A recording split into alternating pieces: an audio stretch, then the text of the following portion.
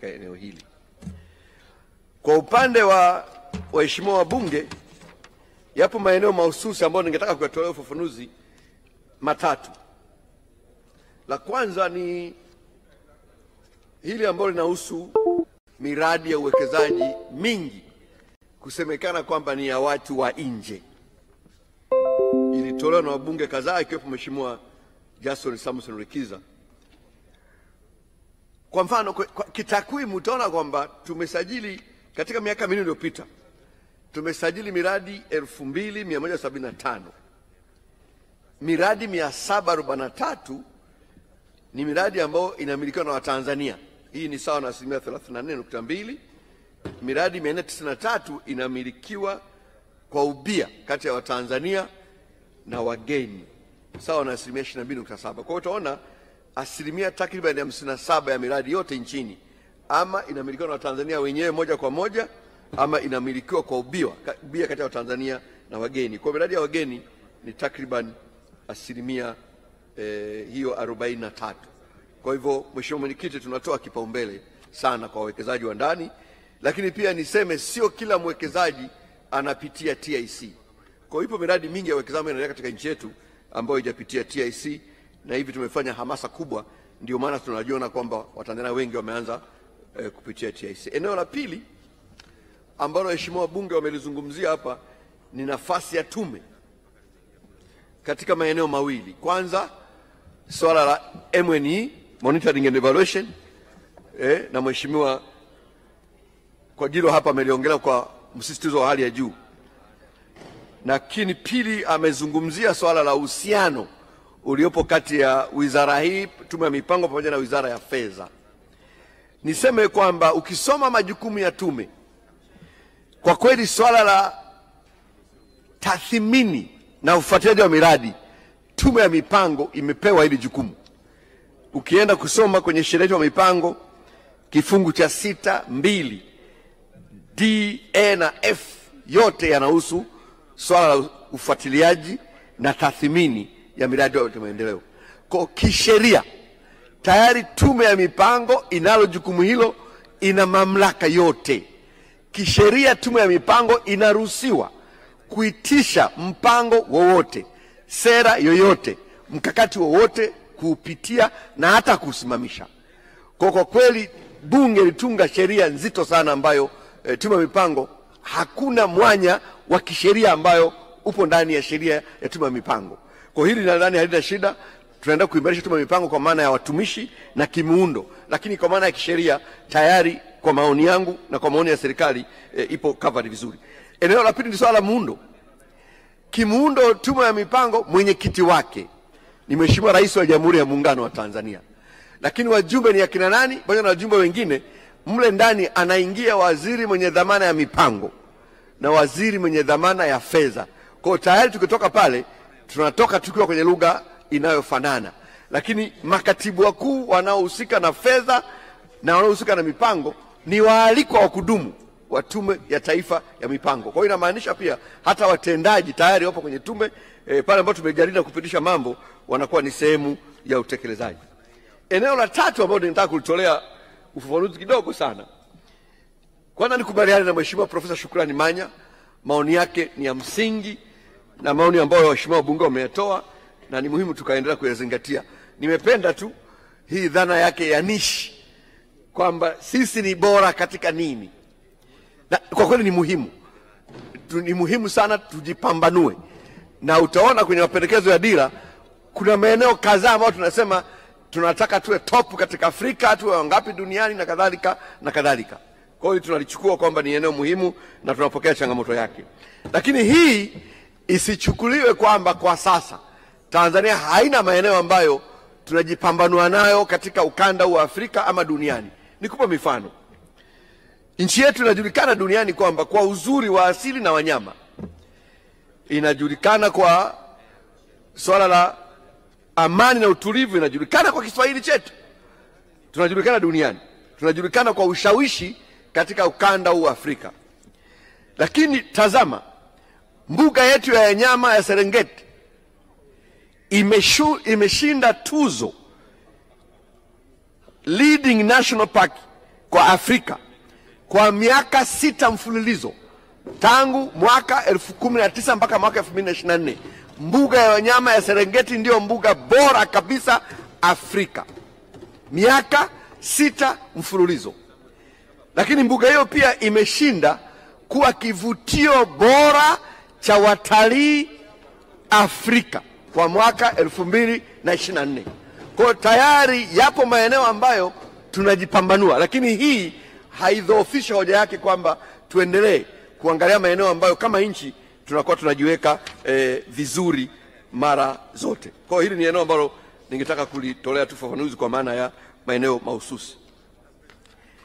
Sasa Mheshimiwa Mwenyekiti, nimalizie na maeneo ya jumla mawili makubwa yanajitokeza kisera na wakati mwingine kiitikadi. La kwanza, nini nafasi ya serikali katika maendeleo ya nchi? Na wamezungumza waheshimiwa wabunge wengi sana katika eneo hili, na kuna mjadala mpana duniani, hasa leo katika ulimwengu ambao umefilisika kiideolojia. Hutasema kuna wabepari hapa ama wajamaa wa communist, wanasema kabisa kwamba dunia kiitikadi inaelekea kufilisika. Kwa hiyo katika maeneo hayo nafasi ya serikali, nafasi ya sekta binafsi ni nini? Lakini kimsingi zipo kazi za msingi ambazo hazibishani duniani kwamba hizi ni kazi za dola. Usalama wa nchi ni kazi ya dola.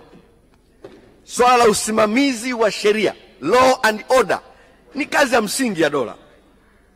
Swala la utawala na huduma, elimu, afya, maji, utumishi wa umma, haya ni mambo ya msingi ambayo lazima yafanywe na dola. Ndio maana tubishani hapa, tutaweka fedha kwenye afya, tutaweka fedha kwenye elimu, tutaweka fedha kwenye hata nchi zilizobobea kwenye ubepari, bado maeneo haya serikali itabeba jukumu.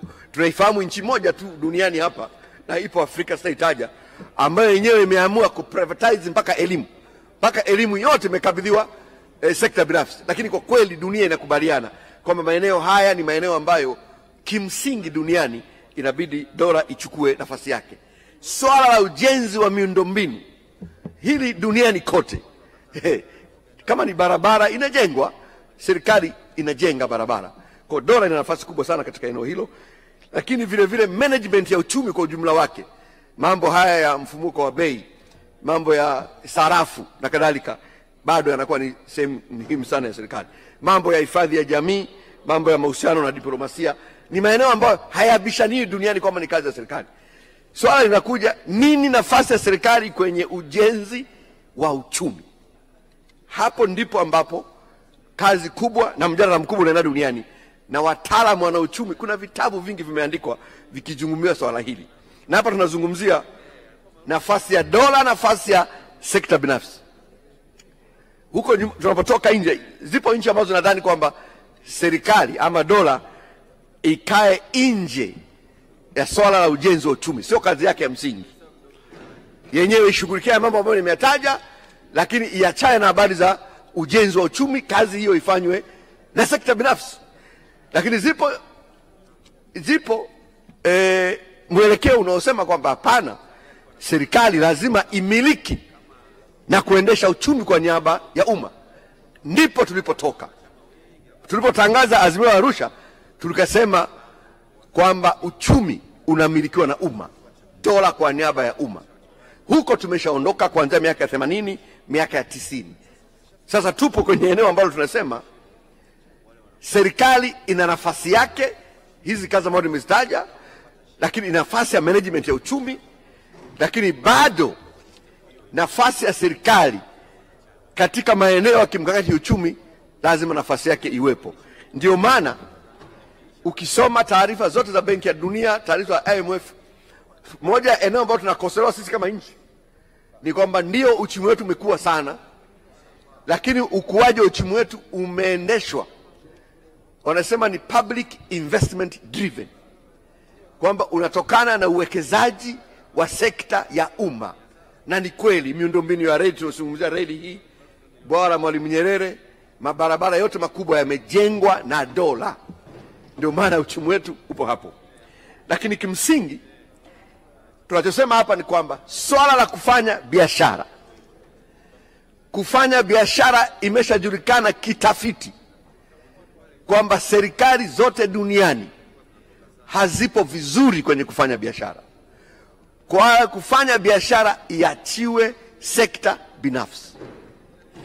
Kazi ya serikali iwe ni kuweka mazingira mazuri ya kufanya biashara. Mazingira mazuri maana yake nini? Mambo mengi, lakini mawili ya msingi.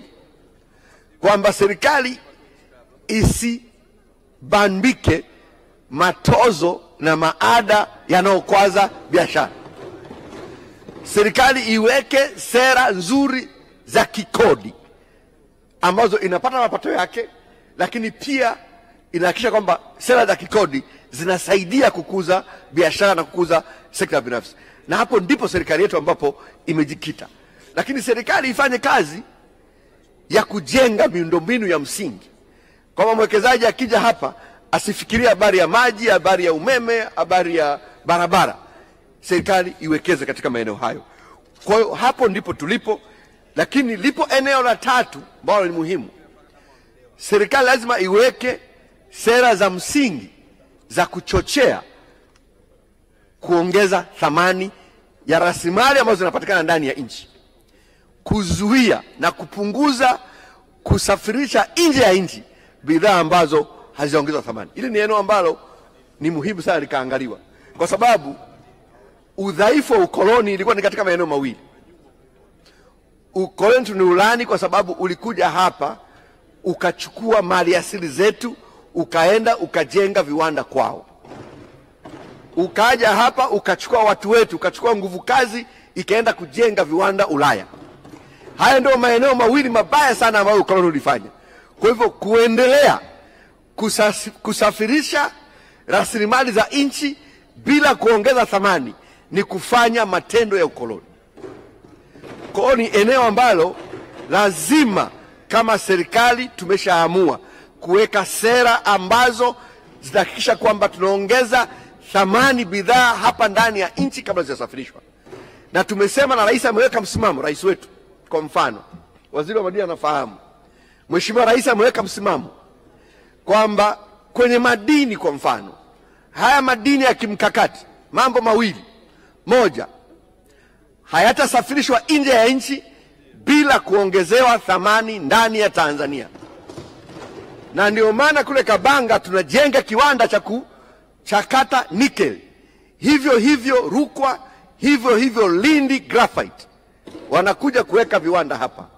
Lakini pili, tunataka tuongeze kwamba madini haya muhimu yachimbwe na Watanzania, ama Watanzania kwa ubia na wageni. Isitokee wageni watupu wakamiliki madini haya, kwa sababu ni madini muhimu sana. Lengo ni kwamba badala ya kusafirisha lithium, nickel, wasafirisha kutoka Tanzania betri ambazo zinatokana na madini haya. Sasa hii ni jukumu la serikali la kuweka sera za namna hii ili kuhakikisha kwamba uchumi unakwenda vizuri. Kwa hiyo niwahakikishie ndugu zangu waheshimiwa wabunge kwamba serikali yetu inajitambua na inaelewa nafasi yake ni nini na nafasi ya sekta binafsi ni nini. Mheshimiwa Mwenyekiti, la mwisho, tumeaswa vizuri tu hapa na waheshimiwa wabunge kwamba tuwe makini na wageni kuingia hapa kuja kumiliki uchumi wetu. Hili ni eneo ambalo limezungumzwa sana na tunalizingatia. Sasa niseme jambo moja.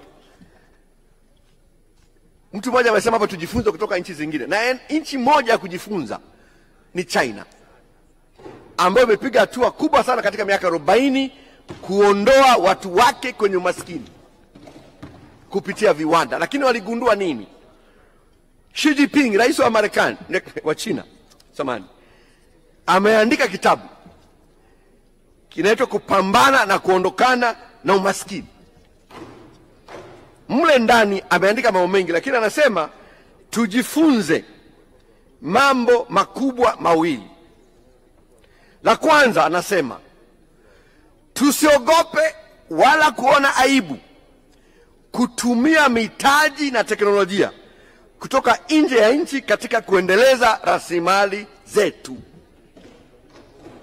Na hiyo ndiyo ilikuwa falsafa ya Deng Xiaoping ya kufungua China, opening up China.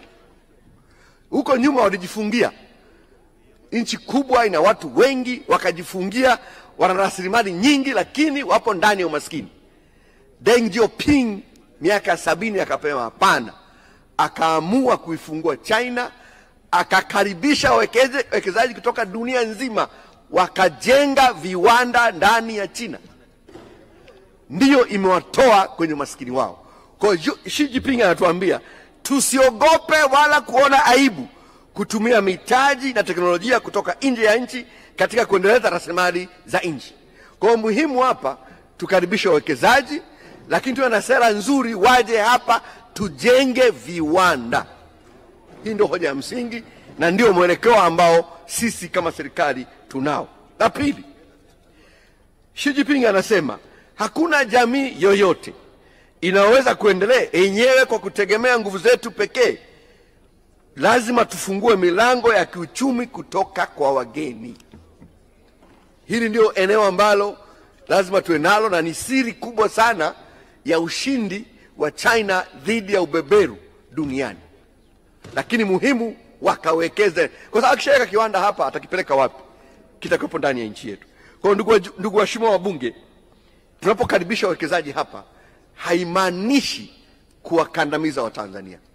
Serikali yenu inatambua nafasi ya Watanzania, nchi hii ni ya Watanzania, lazima wawe juu ya nchi yao na lazima wafaidike na matunda yote ya uwekezaji kwa sababu hii ni nchi yao. Hilo jambo tutaenda kulizingatia. Mheshimiwa Mwenyekiti, nimalizie tena kwa kuwashukuru. Nikushukuru mwenyewe pamoja na Mheshimiwa Spika kwa jinsi ambavyo mmesimamia uendeshaji wa hii bajeti yetu. Muhimu ni kwamba tuendelee kuwa sauti moja. Sisi ni timu moja, lazima tucheze kama timu moja. Na kwa kweli tushukuru bunge lako kwa sababu unafanya kazi na serikali, lakini waambie Mheshimiwa bunge pia kwamba wananchi wapo na sisi, kwa sababu katika utafiti ambao tulifanya katika dira ya taifa ya maendeleo tuliuliza maswali mengi, lakini mambo yafuatayo yalijitokeza. 76% ya Watanzania waliohojiwa walisema kwamba katika miaka 25 iliyopita nchi imekwenda vizuri. 70% walisema wana matumaini makubwa na miaka 25 ijayo. Kwa Mheshimiwa bunge, serikali, bunge na wananchi walio wengi wa Tanzania wapo na sisi kisera, wapo na sisi katika haya ambayo tunayafanya. Mheshimiwa Mwenyekiti, nakushukuru sana. Ninaomba kutoa hoja. Hoja imetolewa na imeungwa mkono. Asante sana Mheshimiwa Waziri. Tunakushukuru. Katibu. Kamati ya matumizi.